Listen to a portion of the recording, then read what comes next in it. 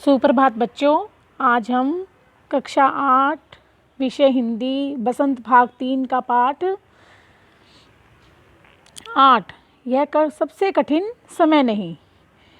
यह कविता है जो कि जया जैदवानी जो कि कवित्री हैं, उन्होंने लिखी है। तो आइए आज हम इस कविता को पढ़ते हैं। इस कविता में लेखिका ने यह बताया है कि यह सबसे कठिन समय नहीं, यानी कि जब हमारे जीवन में बहुत सारी मुश्किलें भी आ जाती हैं तब भी हमें उन मुश्किलों से घबराना नहीं चाहिए, बल्कि यह सोचना चाहिए कि हमें विश्वास रखना चाहिए कि यह हमारी ज़िंदगी का सबसे कठिन समय नहीं है, हम इस परिस्थितियों से निकल सकते हैं।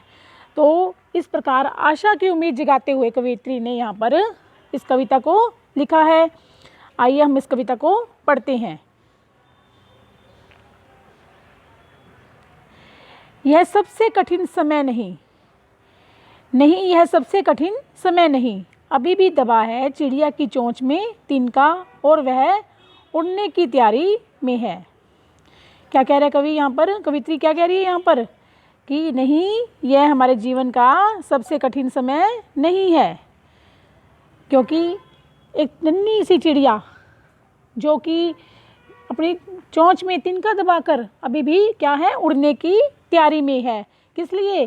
अपना घोंसला बनाने के लिए। यानी कि अगर आंधी तूफान में उसका घोंसला बिखर भी जाता है तब भी वो अपना घोंसला नहीं छोड़ती और एक छोटे छोटे तिनके इकट्ठे कर करके दोबारा अपना घोंसला बना लेती है।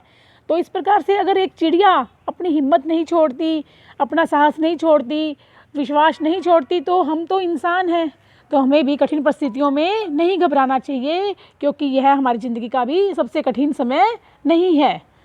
इसी प्रकार से आगे कवि कहता है कि अभी भी झरती हुई पत्ती थामने को बैठा है हाथ एक। क्या कह रहा है कवि कि अभी भी कोई झरती हुई पत्ती यानी गिरती हुई पत्ती से क्या अभिप्राय है यहाँ पे बूढ़े बुजुर्गों या जो असहाय लोग हैं उनसे है कि अभी भी जो असहाय लोग हैं, जिनकी मदद करने वाला कोई नहीं दिखाई देता, लेकिन फिर भी बहुत से ऐसे लोग हैं जिनका उनसे कोई रिश्ता नहीं होता, तो वो भी थामने को बैठा है हाथ एक, यानी अभी भी वो उनकी मदद करने के लिए आगे आते हैं, उनका हाथ थामने के लिए आगे आते हैं, यानी अभी भी उनकी मदद करते हैं। जो असहाय लोग हैं, कमज़ोर लोग हैं, गरीब हैं, अभी भी उनकी मदद के लिए लोग उनका सहारा बनते हैं, उनकी मदद अभी भी करते हैं। तो यह सबसे कठिन समय नहीं है, अभी भी लोग दूसरों की परवाह करते हैं। अभी भी भीड़ है स्टेशन पर, अभी भी एक रेलगाड़ी आती है गंतव्य तक। क्या मतलब हुआ इस लाइन का कि यह कठिन समय नहीं आया, अभी भी स्टेशनों पर भीड़ रहती है, यानी कि लोग एक दूसरे पर विश्वास करते हैं और आज भी उस रेलगाड़ी की प्रतीक्षा करते हैं जो उन्हें गंतव्य तक ले जाएगी, यानी जहाँ पर उन्हें जाना है वहाँ तक पहुँचाएगी। यानी उनको एक विश्वास है कि यह गाड़ी हमें आराम से हमारे स्थान तक, जहाँ हमें जाना है वहाँ पर पहुँचाएगी।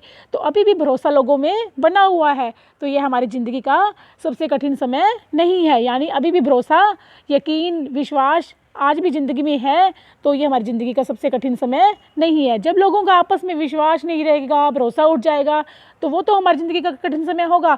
लेकिन अगर आज भी लोगों का विश्वास एक दूसरे पर है, आज भी लोग मिलजुल कर, अनजान लोग भी गाड़ी में बैठकर एक स्थान से दूसरे स्थान पर जा रहे हैं और आपस में वो गाड़ी में बैठकर क्या करते हैं, बातें भी करते हैं ना। अनजान लोग भी अजनबी न रहकर क्या हो जाते हैं, जान पहचान वाले बन जाते हैं। तो आज भी लोग आपस में मिलजुल कर कहीं सफ़र करते हैं और उनका एक दूसरे पर विश्वास भी बनता है। तो जब तक लोगों में भरोसा है, विश्वास है, तो हमारी ज़िंदगी का यह सबसे कठिन समय नहीं है। गंतव्य तक गाड़ी पहुंचाती है, तो कहाँ पे पहुंचाती है, जहाँ कोई हमारी प्रतीक्षा कर रहा है। अभी भी कहता है कोई किसी को, जल्दी आ जाओ कि अब सूरज डूबने का वक्त हो गया है। क्या मतलब हुआ? इसका मतलब है कि आज भी जब हम घर से निकलते हैं, जब हमारे पापा जाते हैं या कोई भी बच्चे स्कूल जाते हैं, विद्यालय जाते हैं, कॉलेज जाते हैं और कोई भी किसी भी काम पर जाते हैं, तो आज भी हमें घर से चलते समय हमारी दादी मम्मी क्या कहती हैं कि शाम को घर जल्दी आ जाना, यानी आज भी कोई हमारा घर पर इंतज़ार कर रहा है और क्या कहता है कि सूरज डूबने वाला है, जल्दी से घर आ जाओ, यानी आज भी हमारी कोई प्रतीक्षा कर रहा है। तो जब तक हमारे घर में हमारा इंतज़ार करने वाले लोग हैं, हमारा साथ देने वाले लोग हैं, तो ये हमारी ज़िंदगी का सबसे कठिन समय नहीं है। अभी कहा जाता है उस कथा का आखिरी हिस्सा जो बूढ़ी नानी सुना रही सदियों से दुनिया के तमाम बच्चों को। या क्या मतलब हुआ कि अभी भी जो पुराने समय से नानी दादियाँ, हमारी नानी दादियाँ जो हमें कहानियाँ सुनाती थी, तो आज भी वो कहानियाँ बच्चों को सुनाई जाती हैं। आज भी बच्चे उसे मन लगाकर ध्यान से सुनते हैं, चाहे वो कहानियाँ असली थी या नकली थी, झूठ मूठ की थी, लेकिन जो भी थी दंत कथाएँ थी वो आज भी बच्चे ध्यान से सुनते हैं। तो जब तक हमारे बुज़ुर्ग हमें ये कहानियाँ सुनाने वाले आज हमारी ज़िंदगी में हैं, तब तक हमारी ज़िंदगी का ये कठिन समय नहीं है।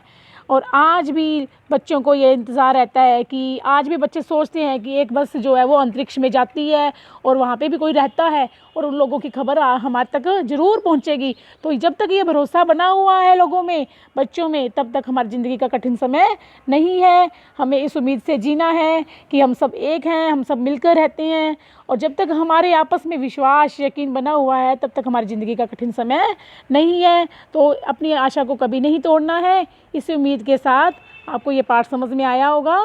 धन्यवाद।